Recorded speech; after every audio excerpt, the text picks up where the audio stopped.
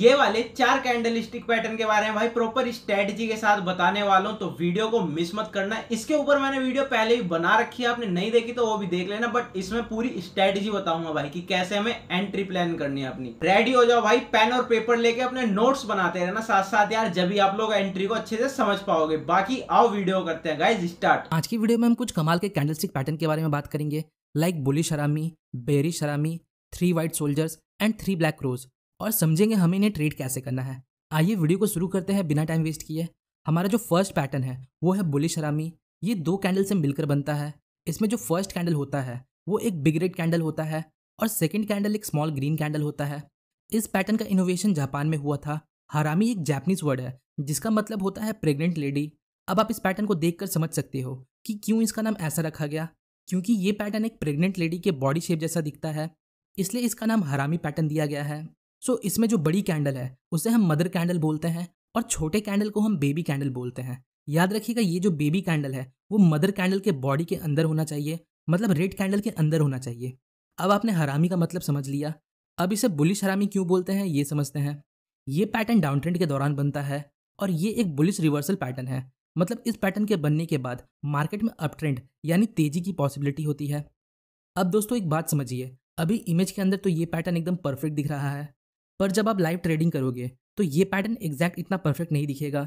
कभी कभी ऐसा हो सकता है मदर कैंडल इतना बड़ा है और जो बेबी कैंडल है वो इतना छोटा हो सकता है, या कभी कभी ऐसा भी हो सकता है बेबी कैंडल का जो विक है वो हल्की सी मदर कैंडल के बाहर आ जाए। पर एक बात याद रखिएगा, बेबी कैंडल का बॉडी मदर कैंडल के अंदर होना चाहिए।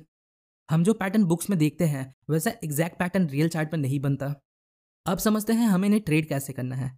तो इस पैटर्न के बनने के बाद अगर कोई ग्रीन कैंडल मदर कैंडल के हाई को ब्रेक करके क्लोजिंग दे दे तो हम यहाँ बाय कर सकते हैं। आइए कुछ एग्जांपल्स देखते हैं। यहाँ आप देख सकते हो मार्केट डाउन ट्रेंड में है और चार्ट में हमने फिल्टर के लिए स्टोकेस्टिक आरएसआई अप्लाई कर रखा है।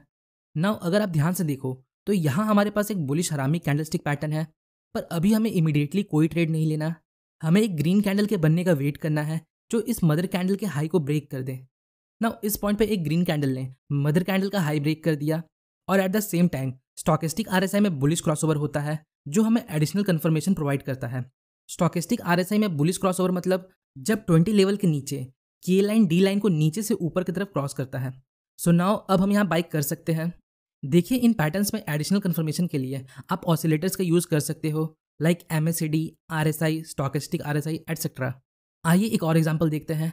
तो यहाँ आप देख सकते हो मार्केट डाउन ट्रेंड में है और यहाँ हमारे पास एक बुलिश हरामी पैटर्न है। नेक्स्ट अब हमें मदर कैंडल के हाई ब्रेक का वेट करना है। तो इस ग्रीन कैंडल ने मदर कैंडल के हाई को ब्रेक कर दिया और एट द सेम टाइम यहाँ हमारे पास स्टोकेस्टिक RSI में एक बुलिश क्रॉसओवर है। नाउ अब हम यहाँ बाइक कर सकते हैं। आइए अब अगला चार्ट देखते हैं जो है बेरिश हरामी। ये भी एक जापानीज रिवर्सल कैंडलस्टिक है। ये जस्ट बुलिश हरामी के अपोजिट है। इसमें जो फर्स्ट कैंडल होता है वो एक बिग ग्रीन कैंडल होता है जिसे हम मदर कैंडल बोलते हैं, और सेकेंड कैंडल एक स्मॉल रेड कैंडल होता है जिसे हम बेबी कैंडल बोलते हैं। Again baby candle mother candle के अंदर होना चाहिए और ये अपट्रेंड के दौरान बनता है। और इस पैटर्न के बनने के बाद मार्केट में एक बेरिश ट्रेंड की पॉसिबिलिटी होती है, मतलब अब मार्केट यहाँ से गिर सकता है। अब समझते हैं इसे ट्रेड कैसे करना है। अगर अपट्रेंड के दौरान हमें बेरिश हरामी कैंडलस्टिक पैटर्न मिलता है तो हमें देखना है अगर नेक्स्ट कैंडल या second next candle mother candle के लो को तोड़ दे तो हम यहाँ शॉर्ट कर सकते हैं। इसके साथ हम एडिशनल कंफर्मेशन के लिए ऑसिलेटर्स का यूज कर सकते हैं।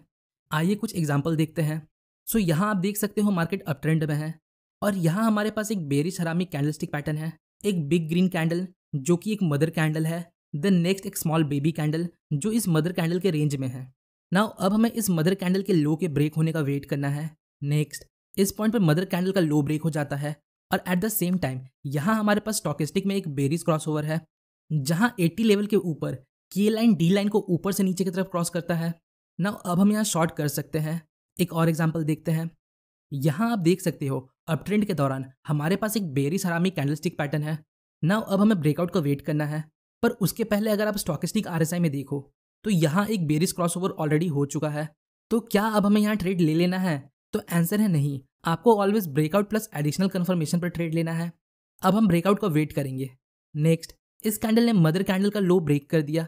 अब हमारे पास एक बेरिश क्रॉसओवर है प्लस लो ब्रेकआउट। अब हम यहाँ शॉर्ट कर सकते हैं। तो हमारा जो नेक्स्ट पैटर्न है वो है 3 वाइट सोल्जर्स। ये 3 कैंडल से मिलकर बनता है और ये तीनों कैंडल ही ग्रीन कैंडल होती है। ये एक रिवर्सल पैटर्न है जो डाउन ट्रेंड के दौरान बनता है। इस पैटर्न के बनने के बाद मार्केट में एक अप ट्रेंड की पॉसिबिलिटी होती है। अब थोड़ा इसके फॉर्मेशन को समझते हैं।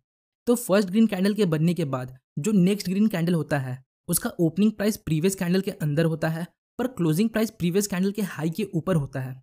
अगेन जो थर्ड कैंडल होता है उसका ओपनिंग प्राइस प्रीवियस कैंडल के बॉडी के अंदर होता है, पर क्लोजिंग प्राइस प्रीवियस कैंडल के हाई के ऊपर होता है। नाउ अब समझते हैं हमें इसे ट्रेड कैसे करना है।